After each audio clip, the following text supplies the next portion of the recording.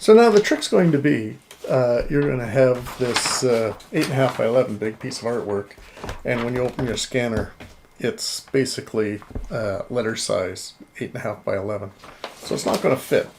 So what we need to do is we're going to need to make 2 scans, and then we're going to put it back together, as they call in the industry, stitch it back together using Photoshop. So I'll demonstrate both those pieces in this video. So one of the things that's going to be handy is a little bit of tape. So if you get a bit of tape, it's going to help hold this into place, because what we need to do is we're going to take this artwork and we're going to push it up against the edge here. And hopefully you've left some room around the illustration and didn't put it right up to the edge, so giving it some comfort on the page. So I'm going to put this edge a little over the lip and this one right up against it. And then the tape comes in really handy because it'll hold it in place when we go to put this down. We want to be careful, we don't want to bend the artwork and such. So hopefully that centers it up for that one piece. Then we're going to scan it, and I will go over in the next section and go over the scanning process with the images that I've got here and how we're going to put them both back together. So we do want to scan it at 300 dpi, which I'll review so that it's high quality. And once it does the scan, which it just has, and it showed up my computer, but I'll show all that a little later when I do a screen video of what happens next. Then it's taking the tape off and moving your artwork to scan the other side. And again, hopefully you've left some space so that you can overlap that over the side of the scanner. And what that'll do, hopefully, will give us some space in the middle that is duplicated in both scans, to which we can stitch the 2 images back together. So we close that one, and now we go back to our Photoshop and find our scanner and scan that side. So that's the physical component. So in the second half here, I'll go over the Photoshop and how we'll piece it back together. So here's the first part of our artwork scanned in the Photoshop. And I'm going to scan the second part now so you can see how that works. So in my particular scanner, and the way the software works is that I have to find it through Photoshop. So I'll go down to File, I go to Import, and in my case it doesn't say scanner or the name of it. I have to go to this WIA support, and there it when I start that up, it shows that I have a scanner here and that I want to connect to that. So I press OK. Now I have options of color, grayscale, black and white, what have you. So I'm going to go down here. It says you can adjust the quality of the scanned picture, and I want to check on that. And I did this with the first one. And one, I want to make sure it's color picture, that it's giving me full color. And down here, it's going to say resolution. And the default is 150, and in some cases, it's 73 dpi, meaning it's very low quality. So to replicate quality-wise when we're using Photoshop and this sort of method is to replicate 1-to-1. So if you want it to be the exact quality of the drawing that you did, we should be going to 300 dpi. Okay, so a recommendation. And you got to make sure that you've changed that for both scans so that they match and they're the same size for it to work. Press OK. And now here is our window here. You can go into preview, but I'm going to go straight into scan and then do my cropping and everything right in Photoshop. So we hit scan. Maybe you can hear the scanner going. Well, here it's showing the progress on that. When it's the higher DPI, it takes longer to scan. So there's nothing wrong with the process. It's just, it's quality happening, so it takes its time. So now we have the second image. And what I'm hoping is that we have given a little bit more space on either end of our drawing, and we've overlapped that on our scanner to cut some of that off. And that's so that the middle here, so if I look at our pelican that I have on the image here, from this one to the next one, I have a good bit of it. So here, if I look at half that pelican, like between the legs, the back of the neck, and then look at this one here that got lots of overlap, so I'll be able to stitch this back together very easily.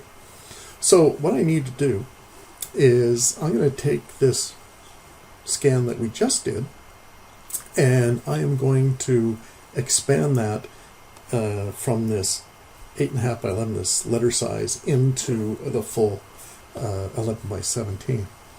So one of the things I'm going to do, again, I'm not sure if you've used Photoshop or such yet, is I'm going to expand it, but I want to make sure that I expand it so it's a white background. So here I have a little color guide here, and just to be sure, I'm going to select here this green. I'm going to make sure that it's all both white here, so to guarantee that my background will come out white.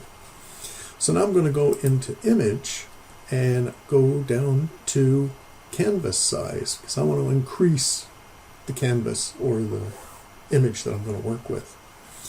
So I don't want to change the image, I want to change the canvas. So if I go here, here it gives me an option of where do I want to expand. So I want to expand to the right of this image to get the rest of the drawing in. So I'm going to anchor it over on the left, and so that the image gets bigger over here. So the height is correct. What I need to do is change the width from 8.5 to 17. So I punch in 17, and if all goes well and I click OK, it's expanded over this white area here. So now all I have to do is go back into this image, which is going to fill that space, and I want to crop this. I'm going to use my marquee tool here, the square up here, and I want to kind of get it in just over a bit, but I want to line it up close to the back of the pelican's neck in between the legs, and I know that's going to fit in well to my other half of the drawing. So I might want to play with that a few times. I didn't quite like that one. I want to go over a little bit more. There we go. That looks pretty good.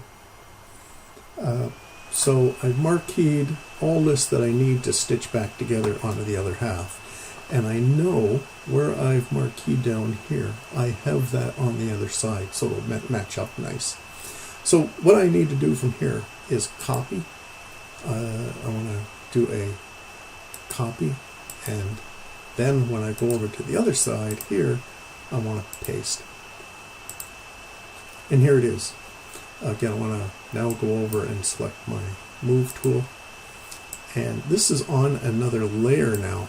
So if you look over here, we started with just this image with the extended background, and now in layers, it automatically, when we pasted it, it pasted on another level, so it didn't combine them right together or on the same level. So this is good, because this now gives me an opportunity to line these images up.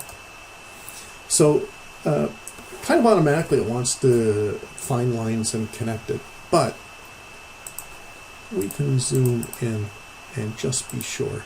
See, there's a little bit misaligned here, so I can just, there we go.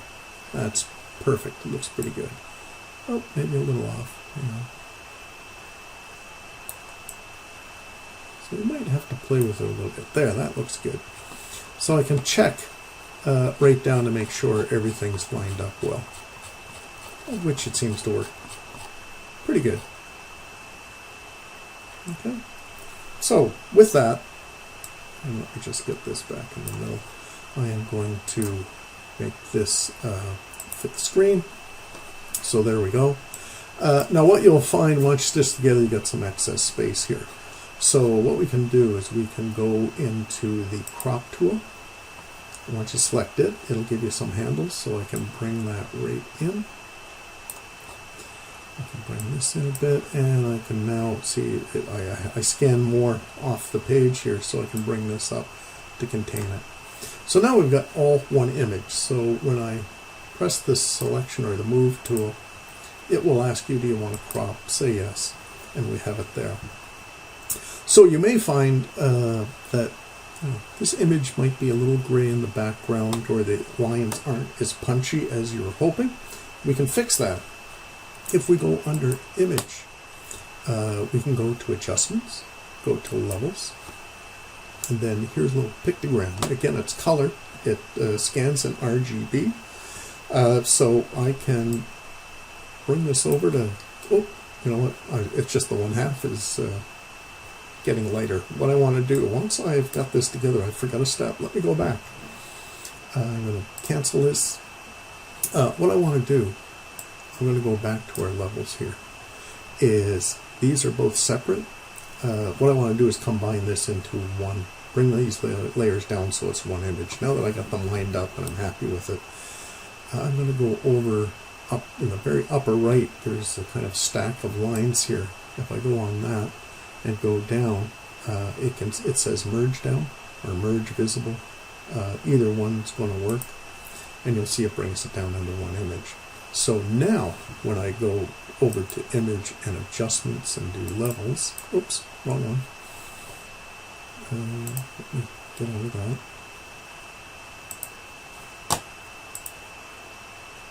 Okay, levels, curves, that's another whole ball game. We'll get into that later. So here this dark line is showing that there's some opacity to the whites. So if you bring this over, that cleans up the whites, so you get a white background. Now far left, if you bring that over, it darkens your lines up.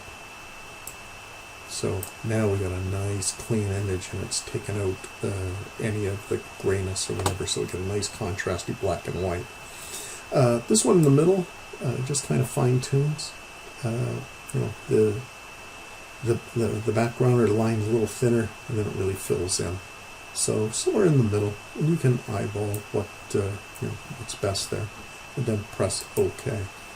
So that's looking pretty good. I'll still get a little gray over here, and maybe a little bit of a miss here. I might just fix that by doing my crop tool and just cropping that in a bit, just to clean that up. Or, you know, I could. Let's see, I don't have a lot of image on this side. And you know what? I could expand that just to balance things out. Expand that image a bit. Hope that's what it's going to do. And let me see when it does crop. There we go. And you can see the contrast there. But what I can do to clean that up, I can use the erase tool. And hopefully this will work. And I can just erase that gray shadow part of where the edge of the artwork was overlapping onto the scanner, and so it created a little bit of gray tone that was hard to get rid of. So I can clean that all up and have a nice balanced image that all works. Okay, so then it's just saving this, and again save it as JPEG, and let me just go to that. I'm going to go to save. Oh, actually what I should do is go save as, so I can rename this. Otherwise it's just saving the 1/2. This is saving the whole image, and I want to save this as a JPEG, and I'm going to call this one Tugboat, and locate it so I can find it later, and hit save, and we're all ready to go, and press OK for maximum quality. Alright, so that's all there is to it. You know, play this back, stop it wherever you need to find all the little buttons and such to be able to scan your two pieces and stitch it back together. Alright, great.